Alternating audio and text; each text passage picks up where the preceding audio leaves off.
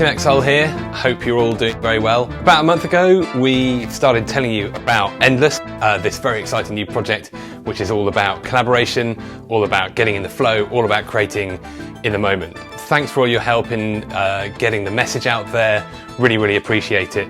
And we're making really good progress on the product. We hope to start getting some of the early alpha versions out to people quite soon. So yes, please do keep helping us spread the word. That is very much appreciated. If you do help us spread the word, we will kind of bump you up the list for getting early access. So if you feel motivated to spread the word to your friends, then the chances are that you'll get hold of Endless earlier. So yes, good. Thank you very much. Thank you. So I want to talk about how we think of music today and how we ended up thinking about music in the way that we do, because it basically doesn't always have to be that way. And that is one of the main things that Endless is about, like really challenging how we think about music. What we want to bring back is actually a bit of an old school way of thinking about music, which is basically being killed off by the recording industry. So basically, 140 years ago, Thomas Edison recorded sound. I mean, this is in the history books. Like anybody who's into music and into records and the whole, industry knows about Thomas Edison, and that he recorded sound. He recorded sound onto wax cylinders, and then he started selling them, and then other companies started selling them.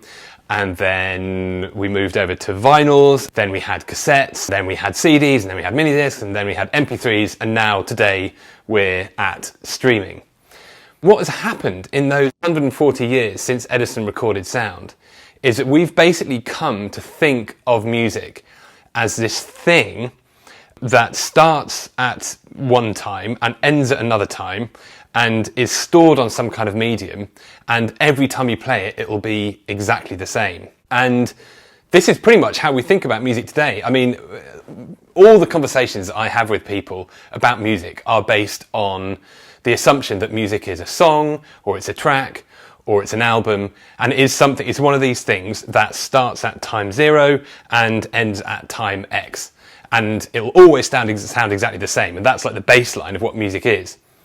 But if you think back 140 years to when Edison recorded sound, none of that technology existed, and there was never any piece of music that was ever completely the same as another bit of music. So for sure, there were orchestral scores where the music was written out and the performers would try and play that through exactly the same each time.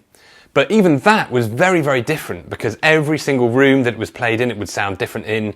The musicians would interpret it slightly differently, the conductor would interpret it differently, so it was always a little bit different. And that was a super elite type of music as well. This was for people who had loads of money, basically. This was like the 0.01% who actually got to experience music like that. And basically, the 99%, music was still very important to them, but it wasn't a product they consumed. It was an activity. It was a social activity that people came together to do. It was a ritual. It gave people massive cultural meaning, and everybody was involved with it. So people would gather, some people would play instruments, some people would sing, some people would beat drums, but everybody was involved in it. There wasn't even this difference between like listeners and creators. Like, you were there, you were involved in this musical event, and when the musical event stopped, that was it. There was no recording, there was no going back, there was no revisiting it. All there were the memories. And the big impact that came out of those things was this massive sense of social connection, of like cultural stakeholdership, that like everybody was there and they were part of this community, and it really solidified community bonds. And that whole mechanism, I mean, we haven't completely lost it. There's still some scenes and some types of music where that is still alive, but it's like, it's by a thread, it's really flatlining.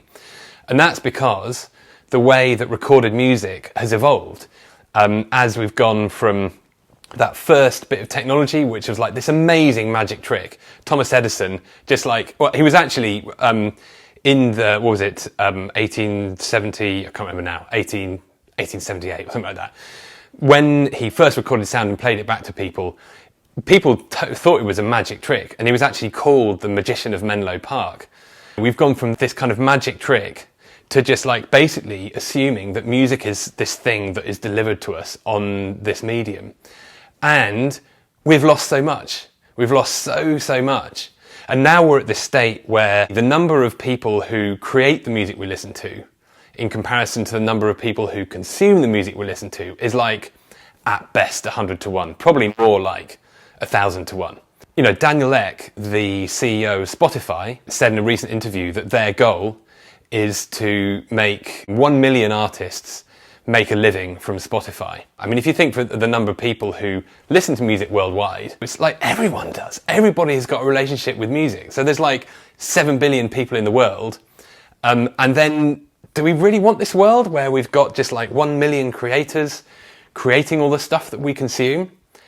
I mean, if you're a musician, obviously you totally want to be in this 1 million, but that is quite a small club.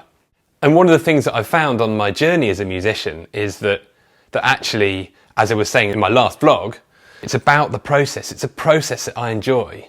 You know, I didn't really get into music to kind of forge some kind of career. I got into music because I just loved doing it. So, to come back to what we want to do at Endless, we really want to bring back a little bit of that pre-Edison vibe where music wasn't about this result that ended up on a medium that was exactly the same every time you listened to it. What we really want to do is bring back just a little bit of that pre-Edison vibe, where music wasn't about a result, it wasn't about pressing this thing onto a medium, that it's about coming together, collaborating, having a collective experience, and letting that experience pass and allowing ourselves to move on to a new experience.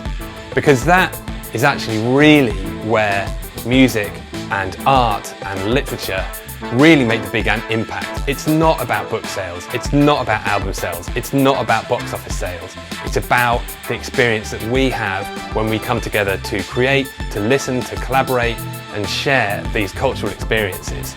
And that is what Endless is all about.